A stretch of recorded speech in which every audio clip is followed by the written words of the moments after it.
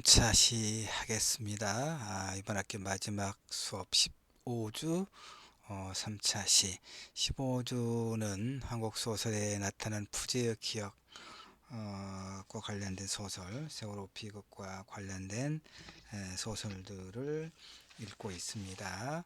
3차시에는 김애란과 김연수 소설 보죠. 2차시 말미에 김애란의 소설 어디로 가고 싶으신가요? 첫 부분을 살펴봤지요. 그러니까 지금 교사로 재직하던 사랑하는 남편을 잃은 여주인공이 지금 스코틀랜드 에든버러로 가고 있지요. 그곳에 살고 있는 사촌 언니가 휴가를 가면서 한 두어 달 여름 동안 집을 비우니까 집에 와서 좀 머물다 가라, 이런 제안이 있고, 그래서 가서 이제 이 주인공은 그냥 시간을 흘려 보내고 있지요. 그런데 언젠가부터 몸에 하나둘씩 생기기 시작한 피부 반점이 생기는데, 그게 장미색, 그러니까 이게 이름이 장미색 비강진, 어떻게 읽어야 정확한지 모르겠네. 장미색 비강진? 하여튼 이런 복잡한 이름의 피부병이었다, 이런 얘기예요. 뾰족한 치료 방법도 존재하지 않는, 웬만해서는 처도가 보이지 않는 피부병이 저절로 가라앉기를 기다리면서 시간은 매일매일 고통스럽고 구체적으로 감각되기 시작한다는 얘기죠. 피부병도 정말 견디기 힘든 그런 질병인데, 이 피부병은 이제 이 인물의 어떤 그 잠재되어 있는, 무의식에 잠재되어 있던 트라우마가 이 피부병으로 이렇게 발현된다고 우리가 이해할 수 있겠잖아요. 사랑하는 이를 잃은 슬픔, 심리적 나락 상태, 막막한 여행, 극심한 피부병과 스트레스. 그 닥터 K와 상당한 유사성이 좀 있긴 하군요. 자, 에든버러에서 박사과정을 밟고 있는 애친구 현석에게, 남자친구군요. 현석에게 연락해서 만나기로 하는데, 남편의 친구이기도 하지만 아직 그의 죽음을 모르는 현석에게는 취재차 온 것이라고 둘러대고, 추억을 소재한 편안한 대화를 나누던 중에서 어쩔 수 없이 출몰하는 남편의 기억들, 그러겠죠. 근데 주저앉은 주인공은 현석에게 남편과 헤어졌다고 말하고, 남편은 지금 죽었죠. 근데 이제 헤어졌다고 말하고 숙소로 돌아와 현석과 함께 눕게 되지만, 소설이군요. 벌거벗은 몸이 흉하게 돋아난 반점들 탓에 잠시 동요되고 흥분되었던 감정은 가라앉아서 이제 평정을 찾고, 자, 이런 줄거리입니다. 현석과 지금 어쩌면 지금의 삶을 다르게 만들 수도 있었을 어떤 가정과 선택들을 또 이야기하고, 그래서 다음날 한국 돌아가는 비행기를 막 타기 전에 이제 현석이 이제 그 모든 사실을 알아차리죠. 그래서 다시 만나자는 휴대폰 메시지를 보내지만 일정이 바쁘다 하면서 거절하고 집으로 오지요. 돌아온 집에 가득 쌓인 고지서와 전단지 사이에서 편지 한 통을 발견해요. 편지는 남편과 함께 죽고 또 남편을 죽게 한 제자의 누나가 보낸 것이었는데, 부모도 없는 데다가 반신불수인 그녀 역시 그동안 동생에 대한 간절한 그리움에 몸부림치고 있었고, 동생을 구하려다 목숨을 잃은 주인공의 남편에게 차마 표현하기 어려운 감사와 애도를 표해요. 편지를 읽고 난 주인공은 몇 번이고 원망했던, 자신보다 제자를 더 생각해서 목숨을 버렸던 그런 남편의 선택에 대해서 어렴풋하게나마 이해하고 눈물을 흘리죠. 그러니까 그 익산 중학생과 또 다른 아이를 구하려다 함께 숨진 교사 이야기를 유족의 입장에서 서술하는 방식을 통해서 결국은 이 소설이 그 직접적으로는 말하고 있지 않지만 세월호 참사의 상황을 독자로 하여금 이제 기억하게 해요. 유족인 주인공이 교사의 아내라는 것도 그렇고요. 세월호 참사의 희생자 상당수가 고등학교 학생들이었잖아요. 근데 거기에 사실 적지 않은 교사들도 포함되어 있었잖아요. 그리고 죽음의 순간에서도 교사들만 끝까지 아이들 곁을 지켰죠. 예. 근데 또 하나 이제 그 소위 그 기간제 교사, 기간제 교사 정말 너무 황당하죠. 예, 기간제 교사라는 이유로 순직 처리도 되지 않아 가지고 아주 오랫동안 그 나중에야 이제 아마 됐을 거예요. 참 우리 사회가 이렇게 죽음마저도 차별하는 사회, 예, 죽음마저도 차별하는 그런 사회죠. 그리고 또 사실은 이제 그 다양한 이야기를 우리가 할 수가 있어요. 세월호 참사와 관련돼서도 정말 소외된, 그러니까 그 세월호에 탔던 그 아르바이트생들, 예, 그들의 죽음은 완전히 또 묻혔지요. 예. 하여튼 뭐 선박직 승무원의 100%, 일반 선박직 승무원 100%그 여, 여성 그 저 승무원은 또 아이들을 이렇게 구하다가 죽었죠. 그러니까 선박직 승무원 100%라고 하기는 좀 그렇고 일반인 승객 69%는 살았고, 근데 승선한 교사들은 14명 가운데 단 2명만이 살아남았죠. 살아난 그 교감 선생님인가는 교장 선생님인가 교감 선생님인가는 나중에 또 그 죄책감 때문에 아이들을 살리지 못했다는 죄책감 때문에 또 자살하기도 했잖아요. 예, 이렇게. 어쨌든 교사들 대부분은 이제 탈출하려고 마음먹었다면 그것이 가능했겠지만 배가 기울자 아이들이 있는 곳으로 내려가는 바람에 대부분 배 아래쪽에서 아이들을 이렇게 내보내고 그러다가 빠져나오지 못하고 죽어서 이렇게 누군가는 본능적으로 살려고 뛰쳐나올 때 교사들은 본능적으로 아이들을 살리겠다고 달려내갔죠. 교감 선생님이 그 죄책감 목을 매 자살했군요. 교감 선생님. 2명의 교사, 2명은 기간제라는 이유로 처음에 순직 처리조차 인정받지 못하고, 그래서 이제 뭐 사실 법원에서도 인정을 하지 않았던가 아마 그랬을 거예요. 근데 우리 사회 여론이 이제 이렇게 그 비판 여론이 굉장히 많이 일고 그러니까 나중에 이제 문재인 대통령이 아마 지시를 했던가 해서 그게 어떤 대통령의 지시로 될 문제는 아니잖아요. 근데 정말 그 그런 문제가 있었고요. 그래서 이 소설 김해란 소설 어디로 가고 싶으신가요는 그런 교사 유족을 등장시켜서 우리가 소홀히 생각했던 세월호 참사의 또 다른 비극의 당사자, 교사, 그다음에 죽은 교사의 이제 아내, 가족들을 이제 부각하고 있다 이런 얘기예요. 어쨌든 깊은 슬픔과 고통의 징후는 걷잡을 수 없이 악화되는 피부 발진으로 나타나요. 낯설기 짝이 없는 그 병명이 암시하듯이 드러나는 부위도 없고, 맞아요. 이 피부병이라고 하는 것은 생명에 치명적인 건 아니죠.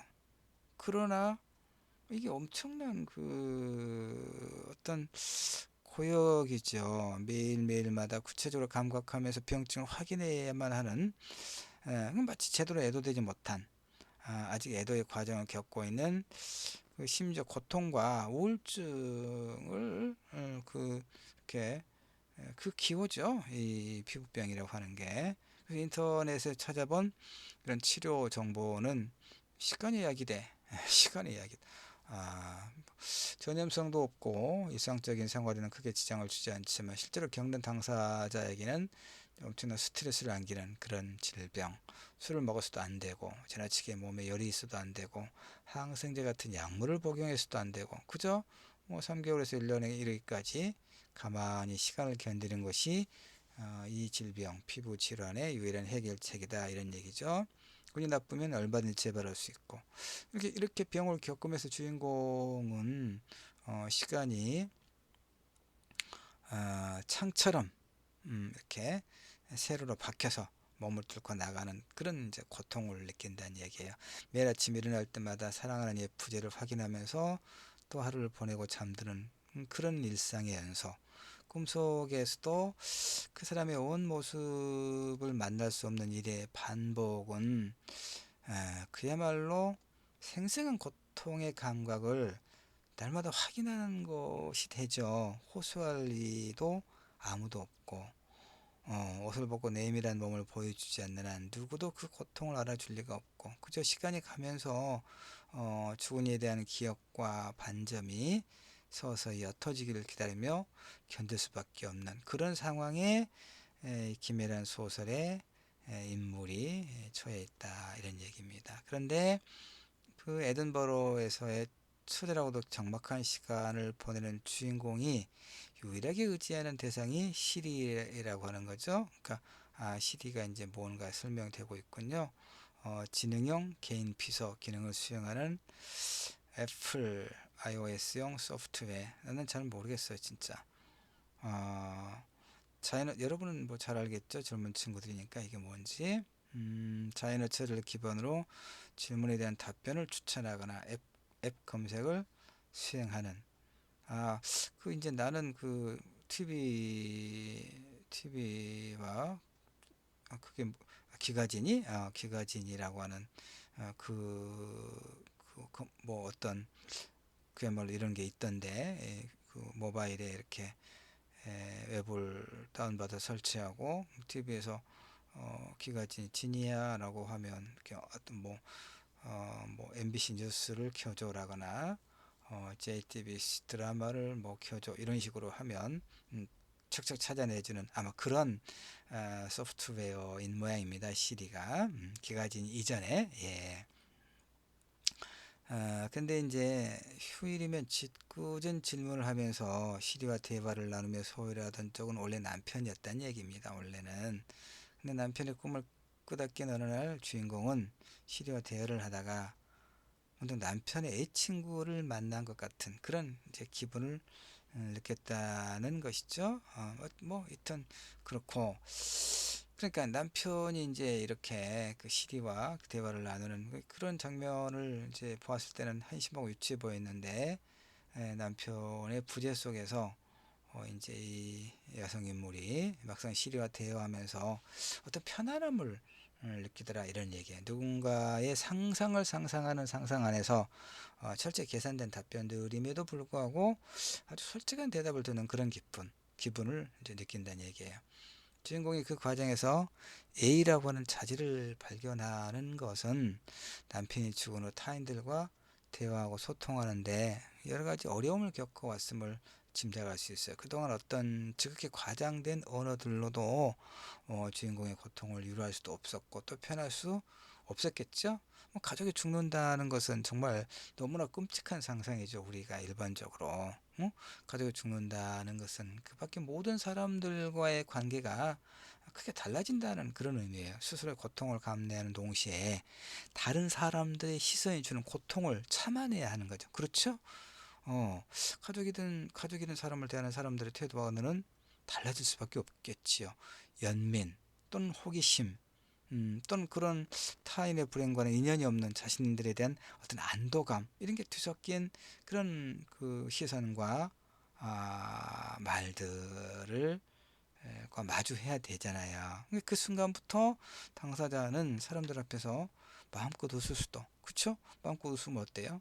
저 사람 이상한 사람이다 라고 하겠죠. 울면 어때요? 지긋지긋하다라고 하겠죠. 뭐 어떻게 행동하든 그저 가족 이런 가엾은 혹은 불행을 타고난 사람으로 여기질 게 뻔하잖아요. 따라서 그에 비해 평정심을 잃지 않고 어떤 사적인 감정도 드러내지 않는 시리야말로 주인공에 대한 어떤 윤리적인 A를 지키는 듯 보기까지 하더라, 이런 얘기입니다. 그래서요, 이제 주인공은 내친 김에 남편과 자신의 진짜 애친구인 현석을 만날 약속을 하는 것도 실이 덕분인 것처럼 보이더라. 뭐 이건 그렇다 치고요. 자, 이렇게 이제 주인공은 시리에 대고 고통을 검색해보고 그러다가 이제 어쨌든 뭐 다시 귀국해서 집으로 돌아온 후에 그 죽은 아이, 남편과 함께 죽은 아이 누나의 편지를 통해서 주인공은 사랑하는 남편이 어디로 갔을지 비로소 짐작할 수 있게 된다, 이런 얘기죠. 소설의 제목이 뭡니까? 어디로 가고 싶으신가요죠. 자, 소설의 인용 부분입니다. 소설에서 살려주세요. 소리도 못 지르고 연신 계곡물을 들이키며 세상을 향해 길게 손 내밀었을 그 아이의 눈이 아른댔다. 당신이 떠난 후 줄곧 보지 않으리 한 눈이었다. 나는 당신이 누군가의 삶을 구하려 자기 삶을 버린데 아직 화가 나 있었다. 그러겠죠? 잠시라도, 정말이지 아주 잠깐만이라도 우리 생각은 안 했을까? 내 생각은 안 났을까? 떠난 사람 마음을 자르고 저울질했다. 그랬을 것 같아요. 그런데 거기 내 앞에 놓인 말들과 마주하자니 그날 그것에서 처음 제자를 발견했을 당신의 모습이 그려졌다. 놀란 눈으로 하나의 삶이 다른 삶을 바라보는 얼굴이 떠올랐다. 그 순간 남편이 무엇을 할 수 있었을까? 어땠을 것 같아요? 그냥 그 아이를 구하러 계곡물에 뛰어들 수밖에 없었겠지요. 세월호에 남아서 아이들을 탈출시키다가 죽어갔던 교사들과 와 같은 선택을 할 수밖에 없었겠죠. 어쩌면 그날 그 시간 그곳에서의 삶이 죽음에게 뛰어든 게 아니라 삶이 삶에게 뛰어든 것일지도 모른다는 생각. 이게 이제 이 소설의 주제의식이에요. 그렇겠죠, 여러분? 처음 드는 생각이었다. 그래도 곧 당신이 사무치게 보고 싶고, 그러겠죠? 편지를 내려놓고 두 손으로 식탁 모서를 잡았다. 어딘가 기대지 않으면 안 될 것 같았다. 당신이 보고 싶었다. 이렇게. 예. 이 죽은, 그러니까 이제 이 누나, 그다음에 이제 이 여성 인물, 죽은 가족에 대한 기억을 서로 공유하고 있죠. 그래서 그들은 현재까지 함께 공유하게 되는 거예요. 현재까지 그 이제 가족과의 추억을, 그리고 그 죽음에 대한 고통스러운 기억을 공유하는 거죠. 죽는 순간 남편과 아이가 함께 꼭 잡은 손과 같은 거죠. 예, 그런 거. 자, 마지막 네 번째 소설 김현수의 다만 한 사람을 기억하네를 보도록 합시다. 이 소설은 또 세월호가 침몰한 다음 날 주인공이 받은 이메일에서부터 이제 이야기가 시작돼요. 주인공의 연인이자 인디고 가수인 희진이 공연을 위해 간 일본 요스에서 보낸 것인데, 뜻밖에도 중년의 연장자들로 가득한 공연장에서 자작곡인 노래 제목이군요. 소설 제목이 다만 한 사람을 기억하네를 부르던 중에 희진은 갑자기 치밀어 오르는 울음을 참지 못하고 잠시 노래를 중지했다고 이렇게 이메일에 쓰고 있어요. 공연을 마친 후 뭐 K컬처라고 되나요? 뭐 여러분 읽으세요. 난 영어를 잘 모르겠어요. 이런 진흥회라는, 그러니까 뭐 한국 문화를 이제 뭐 진흥시키자, 이런 목적을 갖고 있는 단체 회원들과 제일 교포들이었겠지요. 저녁을 먹는 자리에서 이 공연을 주관했다는 50대의 후쿠다 준 참여를 만나요. 후쿠다는 어떤 일인지 시즌이 2004년 일본에 다녀왔다는 사실을 알고 있었고, 2차 술자리에서 그런 아카이 토리의 하얀 무덤이라는 노래에 대해서 묻고 그에 대한 사연을 털어놓았다고 하는군요. 10년 전 2004년 후쿠다는 모든 일에 실패하고 낭망해서 자살을 하기 위해 고향인 사쿠라시에 내려갔는데, 마지막으로 시간을 보내기 위해 한 카페에 들어갔다가 스피커에서 하얀 무덤이 흘러나온 것을 들었다는군요. 후쿠다가 중학교 시절부터 좋아했던 흔치 않은 이 우울하고 슬픈 노래가 마치 그에게 안부를 묻고 위로하듯 나오는 것에 놀라서 카페 주인에게 저 노래가 어떤 노래냐 하고 물어봤더니 약간 한국에서 왔다는 남자가 노래를 틀어달라고 CD를 주었다가 잊어버리고 그냥 갔다는 대답을 들었다는 거예요. 이 50대 후쿠다 준 의원이. 그리고는 그들이 남기고 간 노래 가사와 한글 문장에 적힌 카페 방명록 페이지를 찍어서 고이 간직한 채 몇 년을 살았다. 죽지 않고 살았다는 얘기예요. 한국어를 알지도 못했지만 부적처럼 그 종이를 주머니에 넣고 다니면서 결국은 재기에 성공했군요. 그래서 한국 문화에 관심을 갖고 한국어도 배우고 정의 HJ라는 이니셜에만 의지해서 희진을 찾아냈다는 매우 감동적인 이야기군요. 그러니까 희진의 음악이 그 막다른 골목에서 스스로 목숨을 버리려고 했던 자신을 살게 했던 어떤 하나의 계기가 됐다. 이런 얘기가 되군요. 그래서 2004년 희진과 주인공이 24, 26이던 시절 일본 여행 중 치바현 사쿠라시에 있는 DAC 가무라 기념 미술관에 소장된 마크 로스코의 시그렌 벽화를 보러 갔다. 근데 희진은 카페 하얀 무덤 노래에 대한 기억은 까맣게 잊고 있었다. 희진이 메일을 보낸 이유도 그때 일을 확인하려고 한 것이었고 주인공은 카페에 대한 희미한 기억을 떠올리며 답장을 보내고 지금 이렇게 이제 소설이 이야기가 줄거리가 전개되고 있는 거예요. 후쿠다가 희진에게 보여준 10년 전의 그 종이에는 희진이 쓴 가사와 함께 주인공의 미래를 기약하며 쓴 문장이 있었는데 그렇게 희진은 세상에 존재하는지도 몰랐던 어떤 사람이 또한 얼굴도 모르는 어떤 사람을 기억함으로써 다시 살게 되고 또 이제 먼 후일 두 사람이 비로소 만나게 되는 일이 있을 수 있다는 사실을 우연 같지만 어쨌든 이런 일이 있었다는 거죠. 근데 1년 전 희진도 바로 그 세월호를 타고 혼자 제주도로 간 적이 있었고 창밖에 이제 세월호가 인천에서 제주도로 이렇게 왕복하는 여객선이었으니까요. 창밖에 밤바다를 바라보면서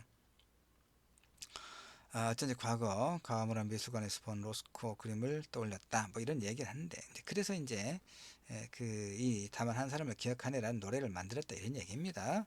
그러니까 이 소설은 두 남녀의 실패한 연애담을 서술하는 방식을 통해 기억과 인연에 대한 메시지를 전달하고 있다는 얘기예요. 궁극적으로 기억은 누군가와 그 그녀의 인생에 그 그녀가 살고 있는 세상에 조금이라도 영향을 끼칠 수 있는가? 아까 보니까 영향을 끼쳤죠?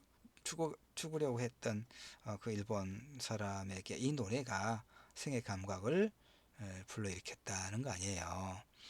여기서 세월호 참사는 시간적 배경 정도로 좀 뒤로 후경화 물러나 있는 듯 보이지만 결과적으로는 세월호 참사를 기억하는 어떤 방식의 하나로 소설 속 인물들 간의 기억은 끊어지기도 하고 어긋나 있기도 하지만 그 얘기를 이제 길게 상세하게 서술하고 있는 부분이고요. 그걸 다 읽기는 너무 이제 좀 뭐 힘드니까 그래서 쭉 넘어가 볼까요? 그래서 제 소설의 어떤 줄거리를 좀 상세하게 이야기하고 있습니다. 이제 그래서 이 소설 다만 한 사람을 기억하네는 후쿠다의 사례처럼 누군가의 목숨을 살리기도 하는 기억의 힘이 그 무정한 바다에서 바다에 친 숱한 죽음들을 핏으로 다시 나오게 하는 일, 즉 기억이죠. 기억하려고 애를 쓸 때 이거예요. 주제의식이라고 하는 게 나와 타인과 세상과 우주가 조금이라도 바뀔 수 있지 않겠느냐라고 하는 그런 생각들, 소멸과 소생을 가르는 유일한 기준은 기억하는 데 있다 이런 얘기예요. 그러나 우리가 다만 세월호를 기억해야 할 이유는 그렇게 때로는 기억하는 일이 무정하고 잔인한 세월을 진정으로 넘어설 수 있는 인류적 가치이기 때문이다. 우리가 기억한다는 것은 애도뿐만이 아니라 흔히 말하듯 그와 같은 비극의 되풀이를 막지 않은 데 있는 거죠. 예. 근데 우리 사회가 그렇게 가고 있는지는 자신할 수가 없군요. 예. 결론. 아우슈비츠의 비극을 다룬 클로즈 란즈만의 다큐멘터리 쇼와는 당시의 기억을 간직한 사람들의 끝이 없을 것 같은 인터뷰만 가지고 장장 9시간 30분 동안의 시간을 채우고 있는 다큐예요. 홀로코스트를 주제로 한 다큐라면 통상적으로 포함할 그런 어떤 사진, 영상 자료, 어떤 그 설명 이런 게 아니고 그 왜 그러냐면 그러니까 일단 증언만 끊임없는 어찌 보면 지루한 9시 30분 9시간 30분 동안 왜 그렇게 했느냐. 나치 강제 수용소 발생한 유태인 학살 어떤 증거 즉 필름이나 사진을 남기지 않고 철저히 너무나 철저하게 진행됐기 때문이다 이런 얘기예요. 대량 학살의 핵심에 있었던 것은 기억의 철저한 말소이기 때문에 그것을 내부로부터 실증한다는 것은 근본적으로 불가능하다 이런 얘기. 그러니까 쇼와라고 하는 말은 절멸, 예, 절멸을 의미하죠. 자, 그런 것처럼 세월호 참사는 현장 접근이 원천적으로 어려운 바다 위에서 발생했기 때문에 처음에는 항구와 진도체육관 근처에서 정보를 수집하거나 정부의 발표에 의존할 수밖에 없었죠. 전원 구조 뉴스 오보. 예. 그다음에 이제 그래서 JTB 이제 손석희 앵커의 그 진가가 사실은 이 세월호에 관한 다른 채널이 그 관심을 줄여가는 시기에도 끈질기게 이 세월호에 관한 보도를 계속했지요. 그래서 이제 그 2014년 4월 27일 JTBC의 이제 뉴스룸 9시 뉴스죠. 다른거 이야기 않고 박수현 군의 휴대폰에 남겨져 있던 15분짜리 동영상을 또 공개하기도 했잖아요. 동영상 안에는 세월호가 침몰하는 15분 동안 선내에서 학생들이 주고받은 대화와 안내방송 등의 내용이 생생하게 담겨 있었고요. 자, 그래서 이제 결론을 보면 이 글에서 한국 소설에 나타나는 부재의 기억에 대한 상상력이라는 제목의 이 글에서 살펴본 네 편의 소설은 세월호 참사라고 하는 미중의 국가적 재난을 소설이 어떻게 다루고 또 다뤄야 하는지에 대한 어떤 고민을 드러내고 있죠. 그리고 쇼와가 뭐였습니까? 다큐멘터리 그 유태인 학살 아우슈비츠에서의 유태인 학살을 증언한 9시간 30분이었던가요? 그 증언 기록. 확실한 공식 기록이 없는 세월호 참사에 대해서 우리가 어떻게 응답하고 대응할 것인가에 대한 문제를 기억의 윤리라고 하는 측면에서 이제 바라보게 한다 이런 얘기예요. 대내외적인 망각의 강제력과 맞서 싸우면서 기록으로 투입하기 위해 고투를 벌이는 기억의 권리와 의무가 소위 기억의 윤리다 이런 얘기예요. 그래서 이제 최인석 소설 조침이 죽은 자의 귀환이라고 하는 환상적인 기법과 상상력을 통해서 이 기억의 윤리를 강조하고 있다면 윤대정 소설 닥터 K의 경우와 김혜란 소설 어디로 가고 싶으신가요? 그 다음에 김현수의 다만 한 사람을 기억하는 한국 바깥에 나갔던 인물들이 기억의 탐색과 복원을 통해서 다시 돌아오는 방식을 취하고 있더라 뭐 이런 얘기죠. 자, 우리는 이렇게 이제 이 정도로 이제 내용은 뭐 마무리하도록 하고요. 한 학기 동안 뭐 다양한 내용의 공부를 했습니다. 구몬 말은 또 단톡이라든가 클래스 공지사항 등을 통해서 수업에서 다 하지 못한 이야기들은 나누도록 하고요. 마지막으로 또 내가 좋아하는 노래 음악을 여러분에게 한 곡 선사합니다.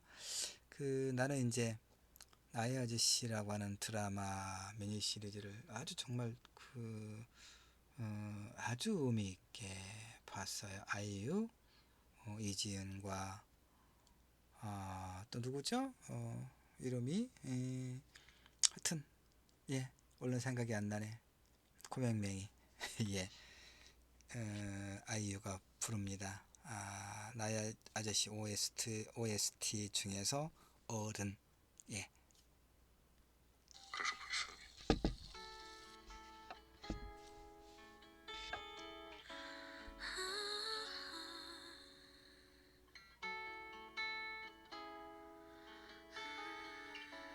이선균이군요. 이선균과 이지은. 고단한 하루 끝에 돌고는 눈물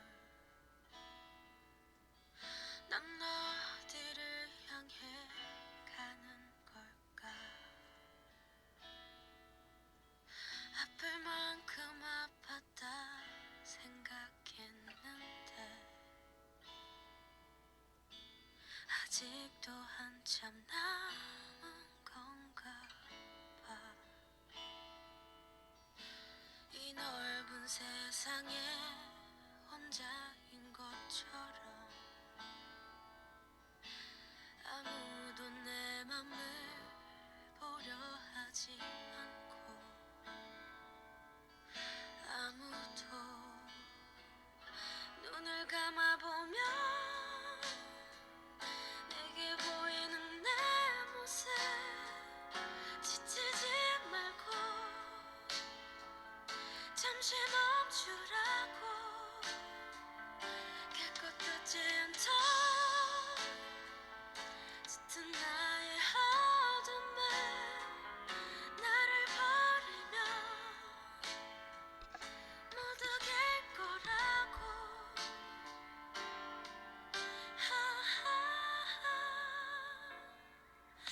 웃는 사람들 틈에 이방인처럼 혼자만 모든 걸 잃은 표정 정신없이 한참을 뛰었던 걸까 이제는 너무 멀어진 꿈들 이 오랜 슬픔이 그치기는 할까 언젠가 한 번쯤 따스한 햇살이 내릴까 나는 내가 되고 별은 영원히 빛나고 잠들지 않는 꿈을 꾸고 있어 바보 같은 나는 내가 될 수 없단 걸 눈을 뜨고야 그걸 알게 됐죠